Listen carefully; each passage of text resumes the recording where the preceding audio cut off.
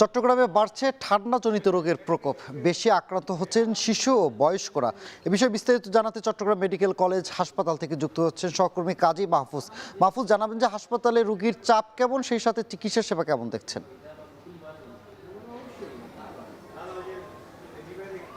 চট্টগ্রামের শিশু ওয়ার্ডে আমরা এই মুহূর্তে রয়েছি। চট্টগ্রাম মেডিকেল কলেজের শিশু ওয়ার্ড, যেখানে শিশুর চাপ যে পরিমাণে আসলে এখানে সিট রয়েছে তার 2 থেকে 3 গুণ বেশি আমরা সেই দৃশ্যগুলো এখানে দেখতে পাচ্ছি। গত কয়েকদিনে চট্টগ্রামে শৈত্যপ্রবাহ যেমন ছিল, একই সাথে শীতের প্রকোপ ছিল বেশ।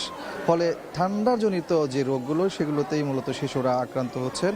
আমরা দেখেছি চট্টগ্রামের মেডিকেলের এই শিশু ওয়ার্ডে মোট আসন রয়েছে 80টি।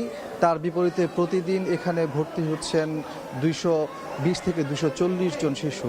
এর মধ্যে বেশিরভাগ শিশু কিন্তু ডায়রিয়া আক্রান্ত, আমরা এমনটি জানতে পেরেছি চিকিৎসকদের কাছে। পাশাপাশি নিউমোনিয়া রয়েছে, সর্দি জ্বরও রয়েছে। তবে ডায়রিয়া আক্রান্ত বেশি রোগী চট্টগ্রাম মেডিকেল কলেজ হাসপাতালে ভর্তি হচ্ছেন।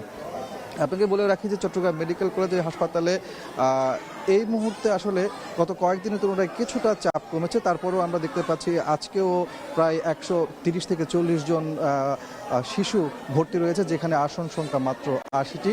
এখানে যারা চিকিৎসক আছেন তারা বলছেন ঠান্ডার কারণে মূলত শিশুদের ডায়রিয়া হচ্ছে, একই সাথে নিউমোনিয়া সহ অন্যান্য রোগগুলো হচ্ছে। সেক্ষেত্রে অভিভাবকদেরকে অনেক বেশি সচেতন হওয়ার পরামর্শ দিচ্ছেন এবং শীতের যে সমস্যাগুলো তৈরি হয় সেগুলোতে আরও বেশি সচেতন হলে পরে হয়তো শিশুরা এই যে রোগ বা ডায়রিয়া বলা হচ্ছে ঠান্ডাজনিত নিউমোনিয়া, সেগুলো থেকে রক্ষা পাবে এবং অ্যান্টিবায়োটিক ব্যবহারের ক্ষেত্রে চিকিৎসকের পরামর্শ নেওয়ার তাগিদ দিচ্ছেন তারা।